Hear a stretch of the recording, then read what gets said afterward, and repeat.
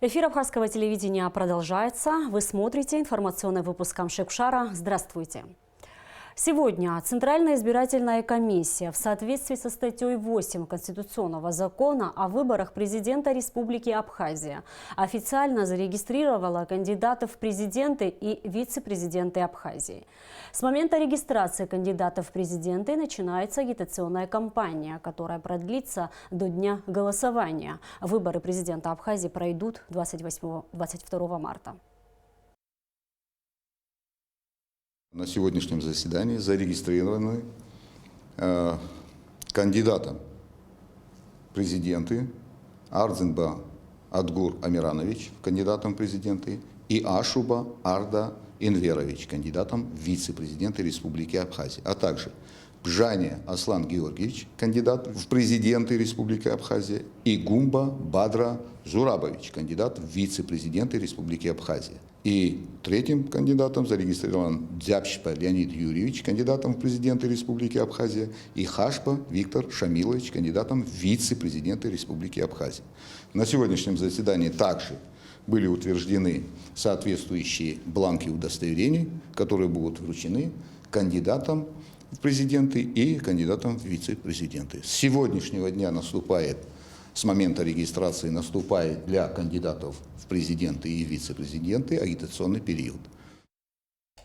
Сегодня же исполняющий обязанности президента Абхазии Валерий Бганба в связи с регистрацией Адгура Арзынба кандидатом в президенты Республики Абхазия подписал указ об его освобождении от выполнения обязанностей вице-премьера, министра экономики Республики Абхазия на период предвыборной кампании. Исполнение обязанностей министра возложено на первого заместителя министра экономики Заура Гулия.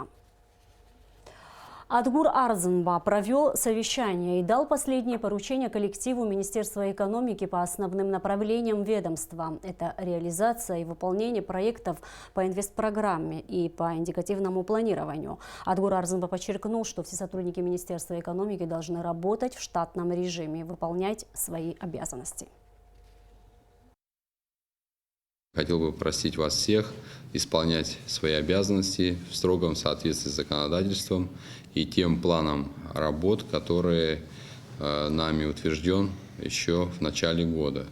Есть основные направления деятельности, по которым мы с вами договаривались. В первую очередь это вопросы, связанные с реализацией инвестиционной программы. Заур Александрович, я вас просил бы особое внимание здесь уделить выполнению задач, которые стоят. Вы знаете, что в соответствии с решением последнего заседания межправительственной комиссии есть вопросы, которые не терпят отлагательств. Взять под личный контроль управление капитального строительства.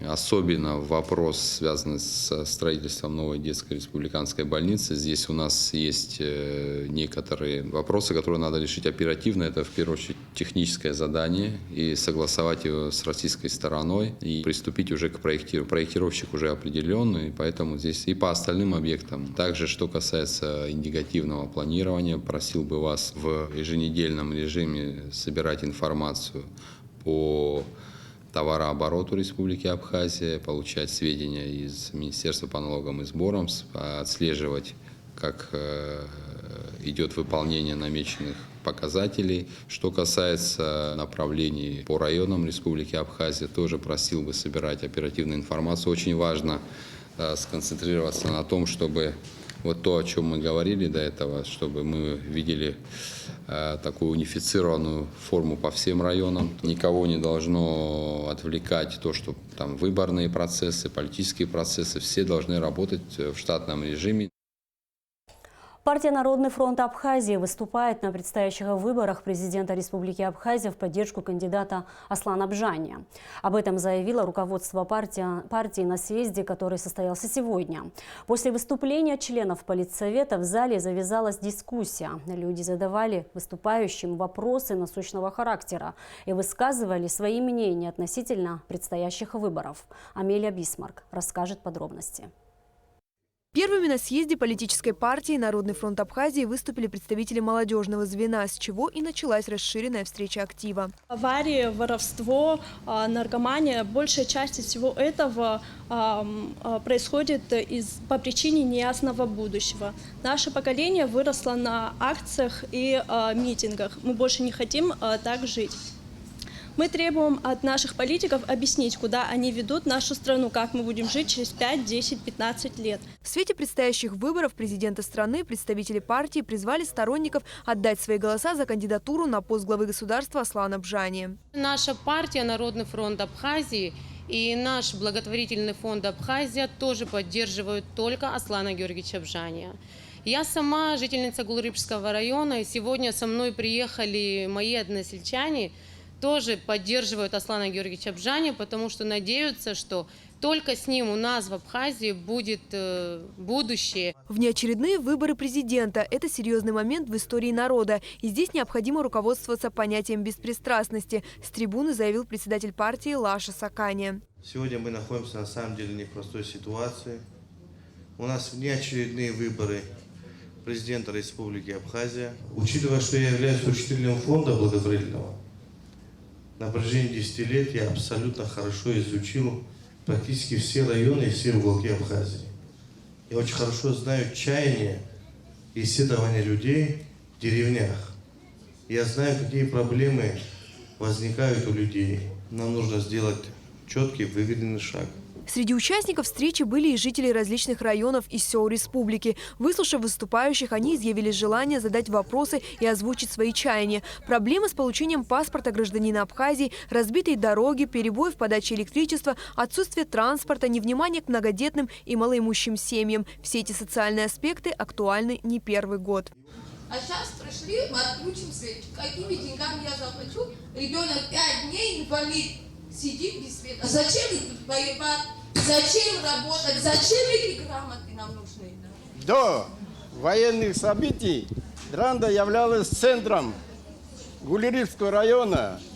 И там было все необходимое для жизни людей. Но в наше время даже автобусы туда не ходят. Да, есть десятки маршрутов, которые, когда хотят, тогда приедут. Когда не хотят, не приедут.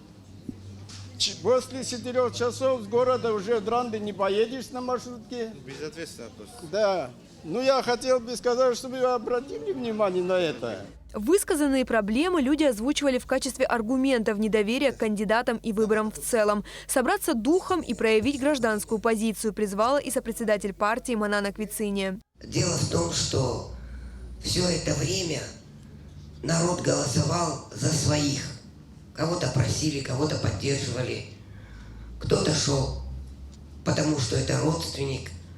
Я думаю, что настала пора, когда нужно идти и голосовать за то, чтобы была польза народу. С подобным призывом на съезде выступили и представители районных отделений Народного фронта Абхазии.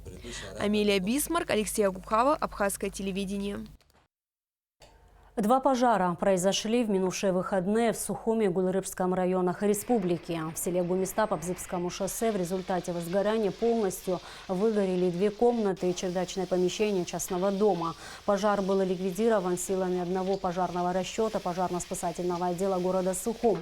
Причина возгорания – нарушение правил эксплуатации дымохода. А в селе Багамаран по улице Абхазария загорелся одноэтажный деревянный жилой дом. К приезду сотрудников МЧС пламя охватило большую часть строения. Огонь тушили 4 пожарных расчета. Однако, несмотря на все усилия пожарных, дом полностью сгорел. Причина пожара – короткое замыкание в электросети. В обоих случаях пострадавших нет. Всемирный Абхазо-Абазинский конгресс продолжает активную работу по развитию сети местных отделений Конгресса в Абхазии, а также регионах компактного проживания абхазо-абазинской диаспоры в Турции. На сегодня открыты и действуют уже 30 местных отделений. В планах Конгресса на 2020 год охватить максимум городов, сел и поселков Абхазии. По мнению руководства ВААК, это позволит создать базу для развития гражданского общества в республике. Местные отделения нужны для того, чтобы получить из первых рук информацию о потребностях и нуждах людей и пробудить их инициативу. Благотворительный фонд «Доброе дело» во главе с директором Энриком Кортава и клиника репродуктивного здоровья «Арт-Эко» в лице профессора Владимира Зуева в конце прошлого года заключили договор о сотрудничестве. В рамках соглашения теперь в городе Очамчира на постоянной основе будет проводиться прием семей, у которых есть проблемы бесплодия. Подробности в репортаже Сарии Кварацхелия. Появление ребенка – одно из самых желанных событий в семье. Но, увы, не все женщины могут познать счастье материнства. В Абхазии немало бездетных пар, которые нуждаются в помощи.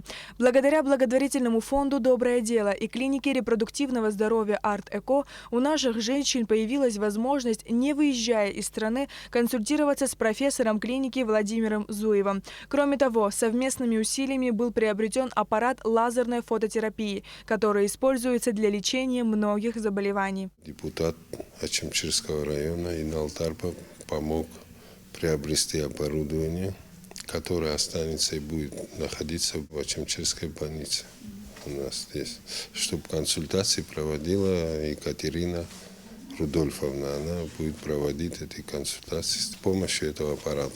Доктор медицинских наук, профессор Владимир Зуев не первый раз в Абхазии. Его первая рабочая поездка состоялась в ноябре прошлого года. Сейчас на учете у профессора 15 пациенток. Что касается приобретенного оборудования, то оно уже успешно используется в Очамчирской женской консультации. Комплекс оборудования, который здесь представлен, который здесь на столе, позволяет провести точную диагностику, прецизионную диагностику причин, которые не позволяют женщине забеременеть и препятствует наступлению беременности. Да? И плюс еще аппарат, который позволяет восстановить репродуктивную функцию и позволить не просто способствовать наступлению беременности, но и чтобы эта беременность качественно протекала с минимальными осложнениями и чтобы закончилась своевременными родами. Благотворительный фонд «Доброе дело» сотрудничает с крупнейшим объединением интернет-пользователей A-Unite Group, действующим на территории России, в странах ближнего и дальнего зарубежья. Именно эта компания предложила директору фонда Энрико Кортава подписать договор с клиникой репродуктивного здоровья «Арт-Эко». Мы обратили внимание на то, что мало того, что не рождается патологии, и рождаемость в Абхазии очень снижена. И мы предложили фонду заключить договор с репродуктивным центром города Москвы, с «Арт-Эко», с профессором Зуевым.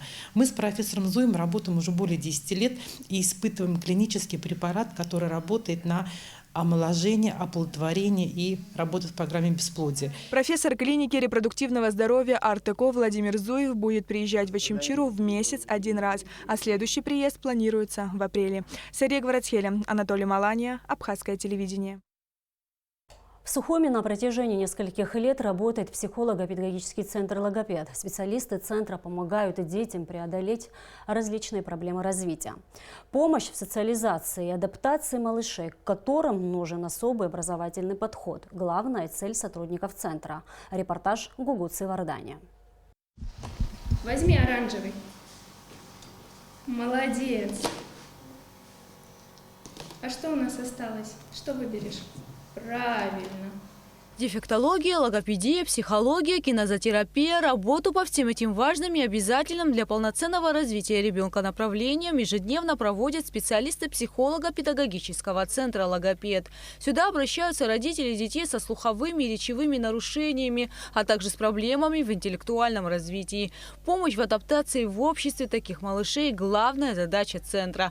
По количеству часов занятия с логопедами, педагогами, дефектологами и психологами зависят от степени сложности проблемы, с которой столкнулся ребенок, и особенностями его характера. Специалисты отмечают, что в процессе работы очень важна помощь родителей, но каждому из этих ребят необходим индивидуальный подход. В соответствии с запросом самого ребенка, с теми потребностями, которые возникают у него, да, и с теми нарушениями, которые в нем, да, выявлены, мы подбираем разные технологии. Это технологии, например, глобального чтения, это, например, визуальное расписание, это, например, нумикон, обучение математике. Но это все строится очень тонко в соответствии с желаниями и потребностями и фундаментом ребенка. Провожу занятия по логопедии. Это занятия на постановку звуков. Также занимаюсь с детками на вызов речи. Это дети в основном 2-3 лет. Дети с нарушенным слухом, с кохлеарной имплантацией. Также занимаюсь с детьми с логоневрозом, заиканием. Особенность этих занятий, наверное, заключается в том, что дети с абсолютно индивидуальными проблемами и нарушениями, и поэтому к ним нужно подбирать какой-то индивидуальный подход и адаптировать программу каждый раз под каждого ребенка заново. Кроме индивидуальных занятий, в центре проходят и групповые по различным направлениям. Одно из них – кинезотерапия, лечебная физкультура, способствующая развитию ребенка. Это вид таких упражнений, которые активизируют определенные участки мозга. А, как известно, все участки мозга между собой связаны, и развитие одного способствует развитию другого. Ребенок лучше ориентируется в пространстве элементарно, ребенок социализируется благодаря этим упражнениям, так как часто они представляют собой вид групповых занятий, это очень важный момент. Центр был создан по личной инициативе Анеты Буганба, однако здесь надеются и на государственную поддержку, так как в Абхазии немало семей, нуждающихся в такой помощи. Нас берут на внебюджетное финансирование, мы благодарны Министерству социальной защиты. Благодаря им у нас будет оказана бесплатная поддержка детям. Сейчас у нас формируются уже группы детей, которые попадут вот в эту бесплатную поддержку. Есть определенные требования по отношению к тем, кто будут принят на бесплатную поддержку. В первую очередь это граждане Абхазии. И обязательно с заключением. То есть это обязательно дети со статусом детей с ограниченными возможностями здоровья. Мы надеемся, что с марта месяца уже запустится наша программа, и сможем мы поддержать тех людей, те семьи, которые действительно в этом нуждаются. В центре логопед быть понятными и услышанными помогают около 40 детишкам. Его посещают и 2 подопечных культурно-благотворительного фонда «Ашана». Сюда могут обращаться родители детей от 2 до 20 лет. Кугут Савардания, Алексей Баструков, Абхазское телевидение.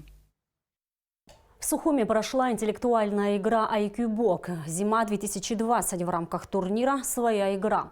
Организатором мероприятия выступил клуб «Дюна». Инициативу поддержали Амрабанк и Комитет по вопросам молодежи и спорта столичной администрации. С абхазскими знатоками пообщалась Эсма Голландция. У игры креативное название «Айкьюбок», а это значит, что ее участникам необходимо блеснуть знаниями из самых разных областей. Впервые турнир прошел 3 года назад в рамках чемпионата Абхазии по интеллектуальным играм. С тех пор «Своя игра» неизменно собирает всех любителей интеллектуального досуга. В этом году заявок было особенно много. Мы начнем с отборочного тура. В этот раз у нас прям рекордное количество заявок, около 50. В итоге на сам турнир пройдут только 27 лучших. И эти 27, начиная с 1/9, будут сражаться за 3 призовую. Все вопросы местные. У нас автор Гудиса Мамацев. И, естественно, мы стараемся делать так, чтобы вопросы были и об Абхазии тоже. Поощряем ребят, чтобы они изучали не просто какие-то мертвые знания, а то, что им пригодится здесь и сейчас, то, что их окружает, какая-то реальная жизнь. Отборочный тур в разгаре. Участники увлеченно пишут ответы. Естественные науки, история, литература, театр, кино. Вопросы задавались на самую разную тематику. Некоторые отличались особой креативностью и юмором. Вопрос за 30. Первый. Я окунь. Докладываю со дна Невы. Клад наш. После подсчета ответов объявлены имена 27 сильнейших, прошедших финал. В их числе оказался и Аслан Зантария, который не первый год участвует в турнире. Ощущения каждый раз вроде бы одни и те же, но все равно с какими-то, знаете, немножко волнения, как и полагается в спортивном состязании. Удовольствие, сплошное удовольствие, потому что выйти к трибуне, вопрос, игра, это всегда очень увлекает. А вопросы для тебя были легкие или же сложные? Знаете, в нашей среде мы не делим их на сложные и легкие. Есть хорошие вопросы и нехорошие. Хорошие вопросы были по сложности, ничего сверхъестественного. Финал своей игры практически не отличается от телевизионной версии. За трибунами по 3 участника, каждый из которых выбирает вопрос на игровом табло. За правильный ответ игрок получает очки. Давайте на «и» краткое за 40. Давайте добьем тему на букву «и» краткое. Британская Енифер, правильно? Да? В этом году интеллектуальный турнир поддержали Амробанк и городской комитет по вопросам молодежи и спорта. Нам отрадно действительно понимать, что в нашей стране есть такие креативные, молодые, умные люди. И люди, которые побуждают других быть лучше и постоянно развиваются. И, конечно, отдельная за это благодарность интеллектуальному клубу «Дюна». Мы при любой возможности поддерживаем нашу молодежь, и у них есть прекрасная сегодня возможность проявить свои интеллектуальные способности вот таким вот образом. А мы, в свою очередь, не могли пройти мимо данного мероприятия, поэтому мы здесь. В итоге по количеству набранных баллов первым в интеллектуальной битве «Своя игра» стал Михаил Кирия. На втором месте Владимир Миронов, на третьем Тамаза Блотия. По словам организаторов, турнир будет обязательно иметь продолжение. Эсма Гуладзе, Инала Гухава, Абхазское телевидение.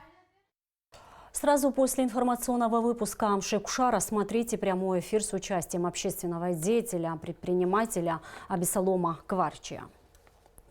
Уважаемые телезрители, доводим до вашего сведения, что с завтрашнего дня утренний выпуск новостей Амшекушара будет выходить в эфир только на абхазском языке в рамках программы «Шижибзе Апсынпала».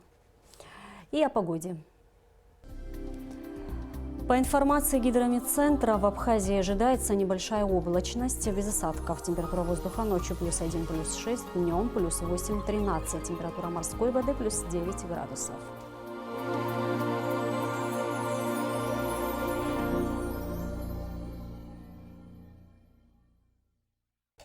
И на этом наш выпуск завершен. Всего вам доброго.